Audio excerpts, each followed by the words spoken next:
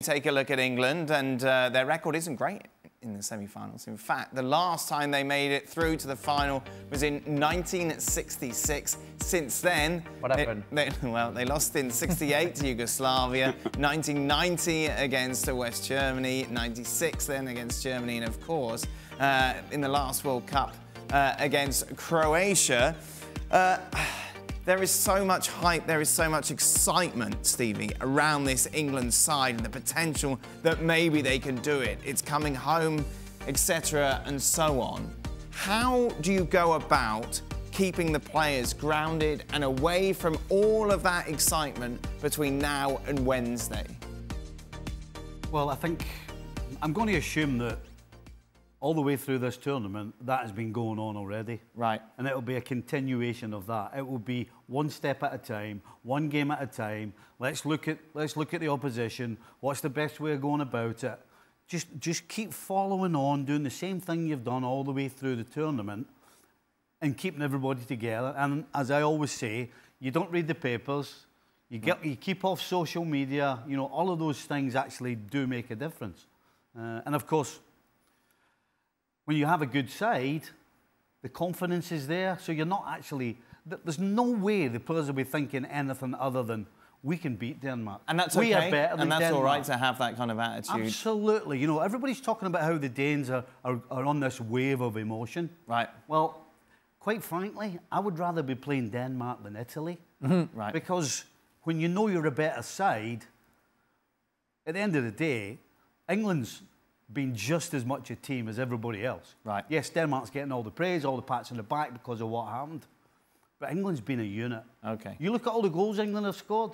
You know, when they go to the sideline, every single one of those players has been jumping up, has been smiling. It's just been a complete unit for England, which, again, is totally alien to what we normally see from England as a team and as a squad. So, listen, I don't think it's going to be difficult for England to keep their heads screwed on and go about it the way they did against Ukraine. Let's welcome in, shall we, someone from England. Julien Laurent. Must be fun at the moment, a Frenchman. Being there with all this going on. It's good. I mean, it's great. I've had friends who are out at Leicester Square sending me videos of everybody singing "It's Coming Home."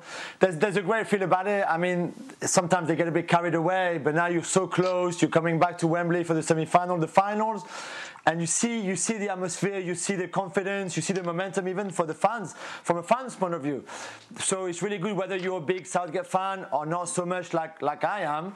You have to admit that they're getting a lot of things right now, that things are working, that they're very solid. They're scoring goals too, and there's certainly, yeah, there's a good feeling. We've heard a lot of cars beeping their horn and all that. I think it's going to go on all night. Do you want them to win it, Jules?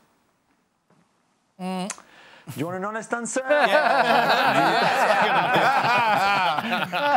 Of course I do. Liar! In fairness, I'm a tennis fan now. I watch Wimbledon. Wimbledon is great lately. I mean, the Formula One on Sunday will be fantastic. There's also the NBA finals. So sports is great right now. Right, right, Jules. You know, you take a look at it, but this Denmark team, we may be sometimes a little patronising towards them in the fact that, well, what happened to Christian Eriksen, that's made them great. There are good players in this team, Shaka, that play for proper sides. Yeah, listen, without question, and I'll give myself a pat on the back in saying that I picked Denmark as my outsiders in this tournament. Did you, Shaq? I did. I strangely did. I don't get a lot right. So why are you wearing the suit? When let me just say, I don't get a lot right, so when I do, I milk it. So I'm riding that all the way home. But listen, in all honesty, I think Denmark are a very talented squad. Many, as I say, we thought they could go deep. I don't think many thought they could get an actual semi-final. But don't discount the wave of emotion that they've ridden as well. I think that leans into who they are, this kind of underdog attitude that regardless of who they get, they're never really that bothered about the draw.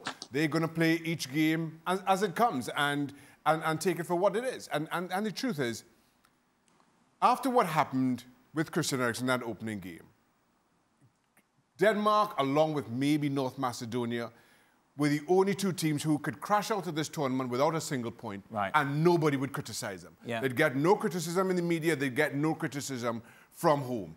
Yet they responded. Lost against Belgium, responded against Russia, and you have just seen this team get better and better. And while we always kind of go back and talk about that opening game, this is a very good team that deserve to be where they are. Without question. We're gonna have so much time, Frank, to look ahead to this match throughout the week. All right. You're not going anywhere, are you? Yeah, I'm going nowhere, but I had something nice to say about the Danes, but whatever, we can say it another time. You can do it. No, it's just, I'm saying that, of course, they have less fame than most English players that they're going to play against.